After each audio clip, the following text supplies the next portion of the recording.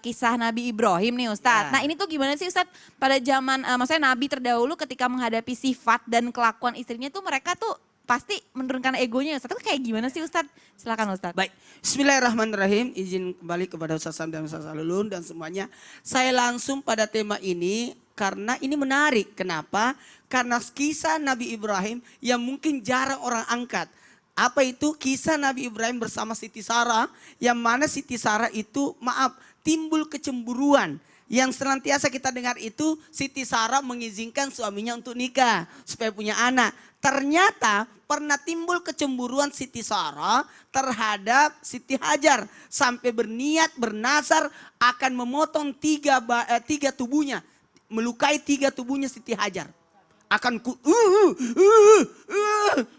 kupotong, akan kulukai tubuhnya Siti Hajar karena kecemburuan. Jadi ternyata timbul kecemburuan. Makanya wanita yang berkata, menikahlah suamiku itu hawal. Tapi akhirnya nanti nyakitin. Nah, ternyata apa yang terjadi, perlakuan yang dilakukan oleh Nabi Ibrahim tahu kalau istrinya lagi cemburu, maka melaksanakan nazarnya dengan cara apa? Dia mau berdamai, maka dilaksanakanlah nazarnya, dipotonglah, dilukailah tiga anggota tubuhnya Siti Hajar. Apa itu? Dua telinganya dilobani, satu dua dan satu dihitan. Jadi wanita itu dihitan, jadi satu, dua, dan tiga.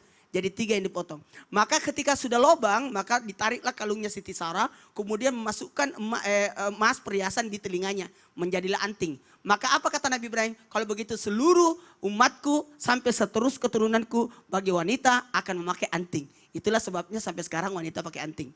Nah kalau begitu inilah bentuk syariat memenuhi nasarnya. Jadi Nabi Ibrahim membantu istrinya untuk memenuhi nasarnya dan berdoa bertawakal atas mengalami problematika. Ya, problematika. Keluarga, problematika. Sehingga diselesaikan. Siti Hajar tinggalnya di Mekah, Siti Sarah tinggalnya di Palestina. Jadi Hajar di Mekah dan Palestina adalah Siti Sarah. Jadi itu luar biasa. Jadi jangan satu atap. Kalau memang punya lebih dari satu istri jangan satu atap. Satu atap dua cinta nggak boleh ya? Nggak boleh satu atap dua cinta. Nggak boleh. Satu Harus aja, kalau memang mau satu punya aja istri udah lagi ribet. beli satu rumah lagi. Jangan satu atap. Karena ada timbul sakit hati. Maka ini pembelajaran besar buat kita. Optimis yang tinggi sebagaimana Nabi Ibrahim bisa bertanggung jawab atas dua istrinya walaupun satu di Mekah, satu di Palestina. Nah ini ternyata Siti Sarah akhirnya juga punya anak namanya Nabi Ishak. Nabi Ishak inilah yang dihamilkan oleh Siti Sarah dalam keadaan usia yang sudah tua, nenek-nenek. Dia ketawa. Waktu satu-satunya wanita yang melahirkan dalam keadaan tertawa adalah Siti Sarah. Ishak, makanya anak yang lahir dari ibu yang tertawa. Sebenarnya masih banyak pembelajaran dari ini. Makanya kemuliaan Siti Hajar mendapatkan keistimewaan bisa memperoleh kedudukan di surga, yakni menjaga semua anak-anak yang mati kecil. Semua anak yang mati kecil dijaga oleh Siti Hajar.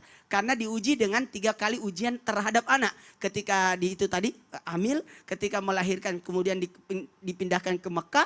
Dan ketika anaknya sudah dewasa, sudah bisa mandiri, ternyata disuruh untuk disembelih kurban. Jadi 3 ujian dan semua lulus. Sehingga dikasih keistimewaan mendapatkan tugas sampai sekarang di surga untuk menemani semua menjaga anak-anak mati kecil semuanya. Semua anak-anak kecil yang meninggal. Sebenarnya ada satu kisah lagi karena waktu sangat terbatas. Kisah sosok yang namanya Umar bin Khattab dari yang luar biasa. Bagaimana dia bisa menyikapi istrinya.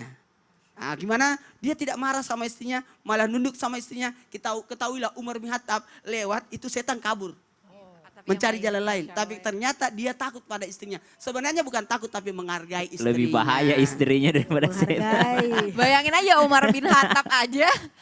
Ngalah sama bininya, Masya Allah ya. Berarti ini benar-benar kisah-kisah Nabi ini benar-benar sama para sahabat. Benar-benar mengajarkan kita banget ya Ustadz ya untuk menurunkan ego kita ya. Masya Allah.